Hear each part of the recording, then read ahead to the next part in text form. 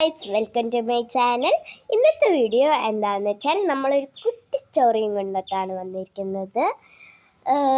Story എന്ന് വെച്ചാൽ എൻ്റെ അനുഭവത്തിലുണ്ടായ കഥയാണ്. ഞാൻ വെറും സ്റ്റോറിക്ക് പേര് വരെ ഇട്ടിട്ടുണ്ട്.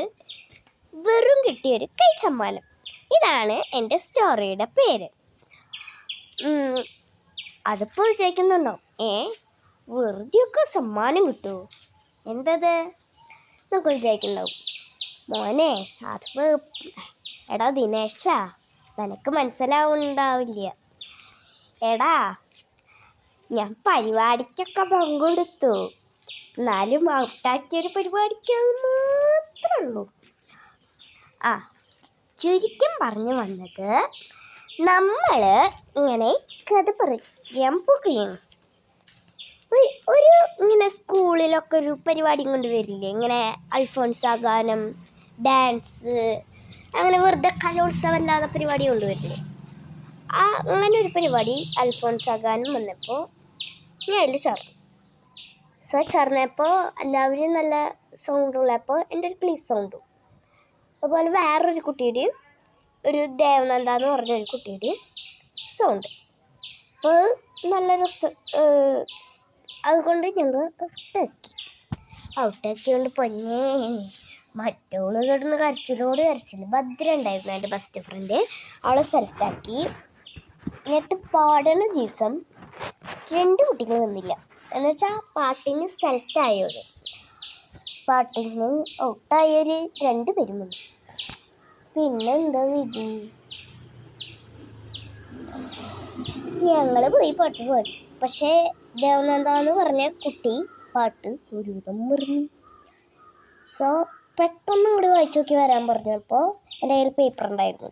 ഞാൻ വെറുതെ കൊണ്ടുവന്ന് വേണമെങ്കിലും ഉപകാരത്തിക്ക് പേപ്പർ ഉണ്ടായിരുന്നു. അപ്പോൾ അവൾക്കത് കൊടുത്തു. അവളത് പഠിച്ചെടുക്കാമെന്ന് പറഞ്ഞു.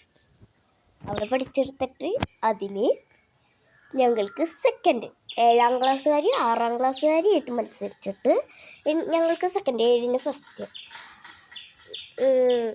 അപ്പോൾ നല്ല രസമുണ്ടായിരുന്നു. അങ്ങനെ സമ്മാനം കൊടുക്കുന്ന ദിവസം അതേ 2 കുട്ടികൾ വന്നില്ല. എന്തപ്പോൾ അപ്പം ആ സമ്മാനം എനിക്ക് അർഹതപ്പെട്ടതാണ് ആണോ എന്ന് നിങ്ങൾ കമൻറ്റ് ചെയ്യണേ. അപ്പോൾ അർഹതപ്പെട്ടതാണ് എന്ന് വെച്ച് ഞാൻ കുറേ പെട്ടിഷൻ എന്ന് വെച്ചാൽ ടീച്ചറേ എനിക്ക് സമ്മാനം കിട്ടി, ടീച്ചറേ എനിക്ക് സമ്മാനം കിട്ടി. എൻ്റെ മുക്ക് നല്ല ഗ്ലോ ഇട്ടില്ലേ. അപ്പോൾ ടീച്ചറും അതുപോലെ എൻ്റെ പണ്ടത്തെ ക്ലാസ്സിലത്തെ ബോബി ടീച്ചറും ഞങ്ങൾക്ക് നല്ല ഫ്രണ്ട്ലിയാണ്. അപ്പോൾ ടീച്ചർക്കൊക്കെ ആട്ടിയിട്ടപ്പോൾ കൺഗ്രാറ്റ്സ് എന്നൊക്കെ പറഞ്ഞു. അങ്ങനെയാണ്.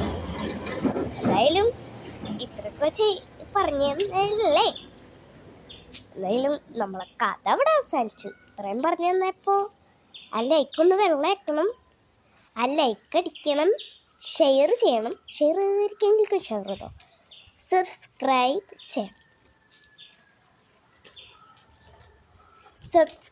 ചെയ്യണം. അപ്പോൾ നമുക്ക് സബ്സ്ക്രൈബ് ഒക്കെ ചെയ്തോടെ, നിങ്ങൾക്ക് എന്തായാലും ചെയ്തോട്ടോ, കമൻ്റൊക്കെ അടിച്ചോ. അപ്പോൾ വീണ്ടും ഒരു പുതിയ വീഡിയോ ആയിട്ട് വരുന്നതായിരിക്കും. ബൈ.